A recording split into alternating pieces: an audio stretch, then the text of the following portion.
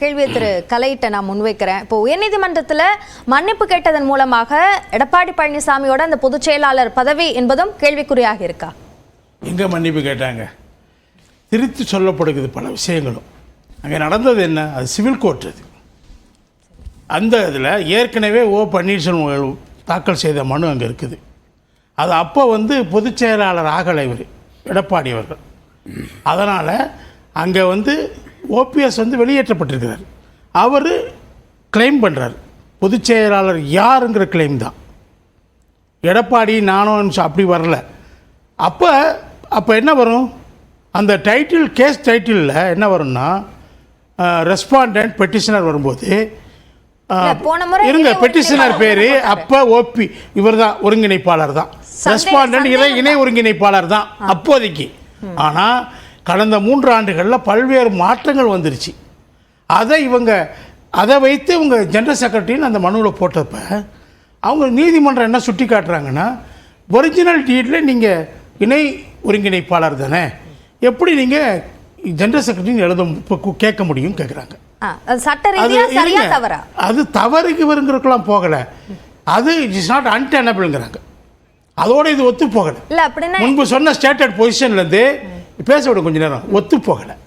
அதனால் நீங்கள் மாற்றம் வேண்டுமென்றால் அப்போ என்ன சொல்கிறாங்க எடப்பாடி? அவங்க மன்னிப்புன்னு கேட்கல, நாங்கள் ஒருங்கிணைப்பாளர்னு அவரை ஏற்றுக்க முடியாது.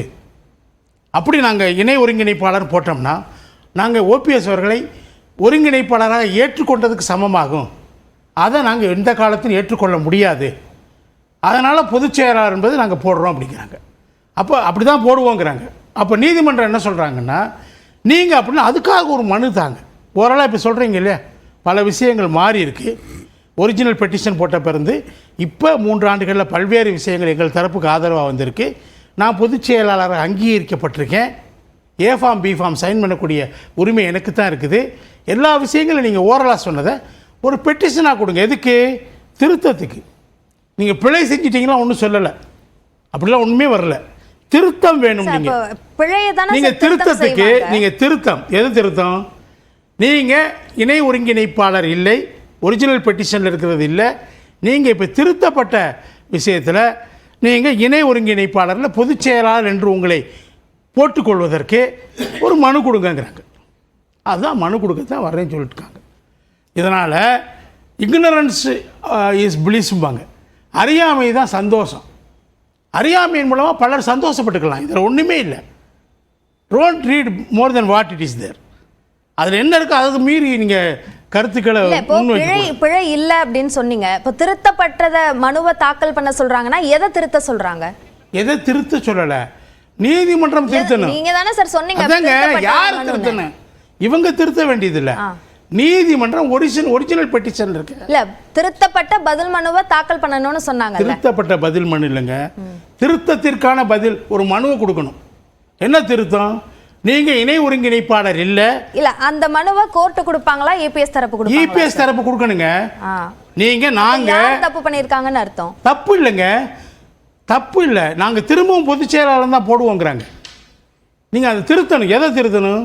ஒரிஜினல் பெட்டிஷனில் இருக்கக்கூடிய ரெஸ்பாண்டன்ட்ங்கிறது இணை ஒருங்கிணைப்பாளர் இல்லை, அது பொதுச் செயலாளர் என்று நீங்கள் மாற்ற வேண்டும் என்று திருத்தம் கொண்டு வருவதற்கு அவங்க பெட்டிஷன் கொடுக்கணும். அவ்வளோதான். அந்த பெட்டிஷனை தான் கொடுக்குறேன்னு இருக்காங்க. இதில் மன்னிப்பு கேட்குறதோ பிழை ஏற்பட்டதோ எதுவுமே நடக்கலை. Ignorance of law is a bliss. அதனால் இது அறியாமையினால் சந்தோஷம் கொண்டாடிக்கலாம். தற்காலிகமாக பாவம் சந்தோஷப்படும். அதை நம்ம கெடுக்க விரும்பலை. நான் யார் வேணாலும் அவர் பொதுச் செயலாளர் இல்லைன்னு தீர்ப்பு வர்றதுக்கான முகவுரை இது அப்படின்னு சொல்லலாம். எது வேணாலும் சொல்லிக்கிறட்டும், அது ஒன்றும் பிரச்சனை இல்லை. சிவில் கோர்ட் தான் இது. ஹைகோர்ட்லேருந்து அப்பீல் உச்ச நீதிமன்றம் போகும். உச்ச நீதிமன்றம் ஏற்கனவே என்ன டிசைட் பண்ணியிருக்கு? அவர் பொதுச் செயலாளர் என்பதும் அந்த பொதுக்குழுவில் இயற்றப்பட்ட தீர்மானங்கள் சரி என்றும் அவங்க அதை ஒட்டி உச்ச நீதிமன்ற தீர்ப்பின் அடிப்படையில் தேர்தல் ஆணையம் அவங்கள அங்கீகரிச்சாச்சு. இப்போ உங்களை அங்கீகரிக்கலை, நீங்கள் அதை பயன்படுத்தக்கூடாதுன்னு உங்களுக்கு கண்டிஷன்ஸ் போட்டாச்சு. அப்படி இருக்கும்போது நீங்கள் திரும்பவும் நான் ஒருங்கிணைப்பாளர் என்று சொல்வதே தவறு. அது சட்டப்படி குற்றம். அது இப்போ இதை நீங்கள் வேறு மாதிரி திருத்தி பேசுனீங்கன்னா அது கூட நீதிமன்ற அவமதிப்புக்கு உள்ளாகும். யார் பேசினாலும் அதையும் சொல்றேன். I am giving a warning. யார் வார்னிங் தான் சொல்றேன். மேடம் இந்த கேஸ் அவர் பொதுச் செயலாளர் தீர்ப்பே வந்துட்ட மாதிரி சரி எடப்பாடி பொதுச் செயலாளர் இல்லை அவரை கிளைம் பண்ணக்கூடாது. அத வந்து அவர் சொல்றோம். அவர் பொதுச் செயலாளர் anything more than what it is. இல்ல அவர் பொதுச் செயலாளர் இல்லன்னு தான் வழக்கு போட்டாங்க. நீங்க வந்து ஒரு நாய் வந்து ஒரு ஷூவை கடிக்குது, பெரிய ஷூவை. அதுக்கு என்ன கீழே வாசகம் தெரியுமா?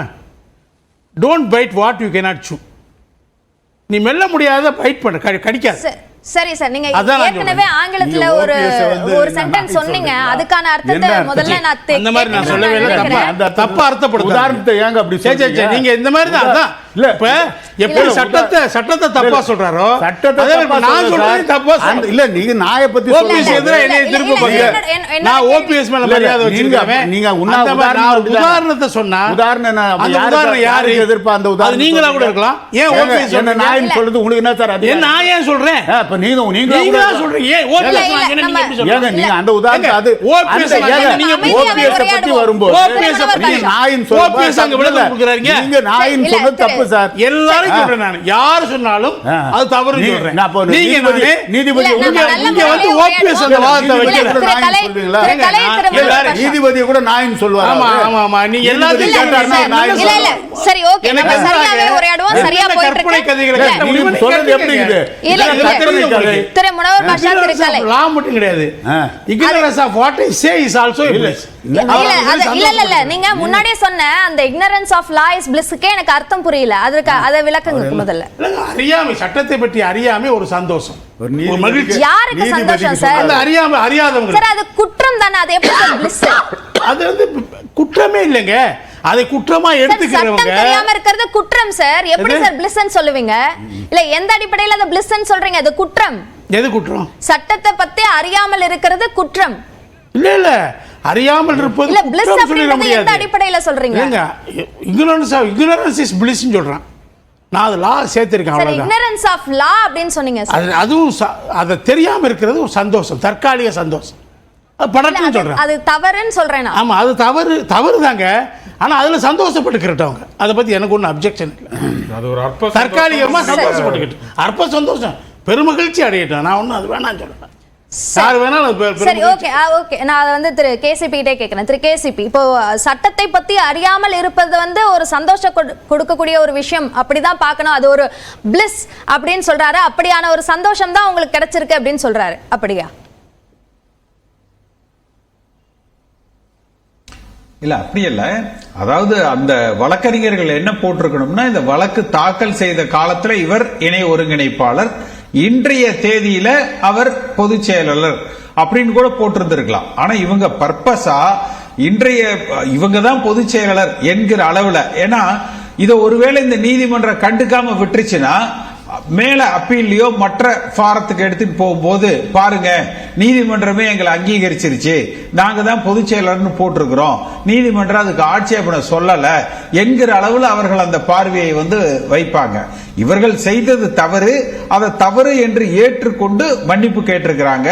அதற்குரிய தகுந்த மனுக்களை தாக்கல் செய்ய நீதிமன்றம் உத்தரவிட்டிருக்கு. ஆனா இதுவரை எடப்பாடி பழனிசாமி பல இடங்கள்ல இதே போல தவறுகளை செய்திருக்கிறார். இப்ப புரட்சி தலைவர் எம்ஜிஆர் வந்து ஒரு உயில் எழுதி வச்சிருக்கிறாரு.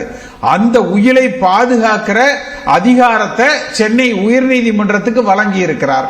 அதுல அடிப்படை தொண்டர்கள் தான் தலைமையை தேர்ந்தெடுக்கணும்னு இருக்குது. பொதுக்குழுவுக்கு அந்த உரிமை இல்லைன்னு இருக்குது.